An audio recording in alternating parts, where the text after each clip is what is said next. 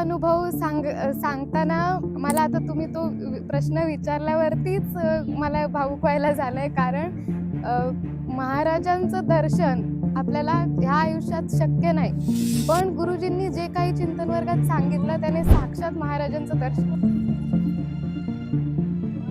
नमस्कार, जय शिवराय. मी आता सव्यसाची गुरुकुलममध्ये 8 दिवसाच्या निवासी शिबिरसाठी आले आहे. तिथे युद्धकला आणि शिवकालीन युद्धकलांचं प्रशिक्षण देतात.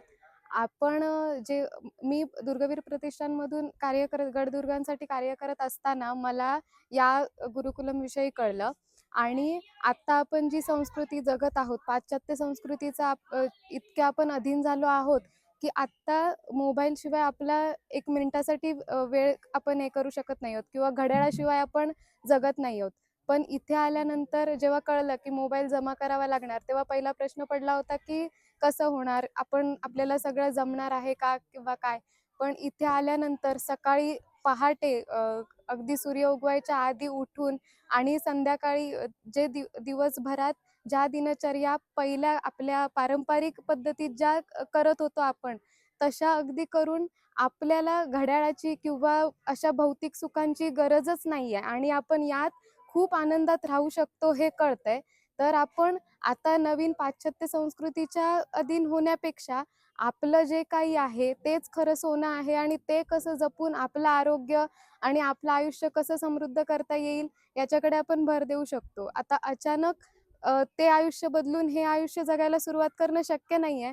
पण आपण आता जे जगतोय त्यात जेवढं काही जे शक्य आहे, म्हणजे आपल्या नेहमीच्या सवयी, आपल्या आरोग्याची काळजी, आपल्या खाण्याविषयी काळजी, आपण जे बाहेरचं खातोय ते न करता आपण आपल्या घरी जे शिजतं तेच खाऊन जेवढं आपल्या संस्कृतीत आहे तेवढं करून आपण काळजी घेऊन चांगलं आयुष्य जगू शकतो. त्याच्यासाठी भौतिक सुखांची गरज नाही. गडाचा एवढा समृद्ध परिसर आहे, काही जोत्यांचे अवशेष आहेत, मंदिरांचे अवशेष आहेत.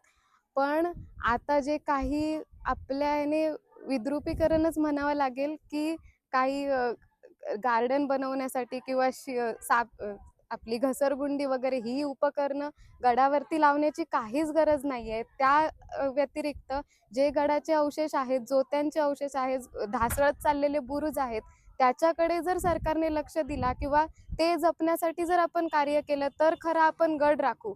पर्यटनाच्या याने आपण नवीन उपकरणं लावतोय किंवा त्याची गडांना गरज नाहीये आणि आपल्याला गड राखायची गरज आहे. तो अनुभव सांगताना मला आता तुम्ही तो प्रश्न विचारल्यावरतीच मला भावूक व्हायला झालंय. कारण महाराजांचं दर्शन आपल्याला ह्या आयुष्यात शक्य नाही. पण गुरुजींनी जे काही चिंतन वर्गात सांगितलं त्याने साक्षात महाराजांचं दर्शन.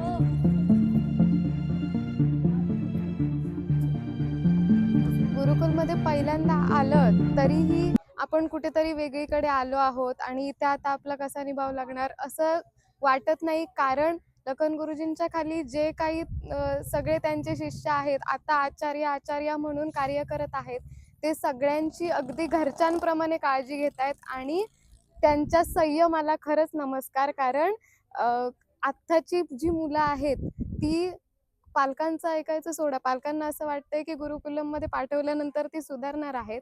पण ते त्यांचं जे इथे येऊन सुद्धा जे वागणूक दिसते, आत्ताची लहान मुलं आहेत त्यांना हँडल करण्यासाठी आचार्य जेवढी मेहनत घेत आहेत त्याला खरंच त्यांच्या संयमाला नमस्कार.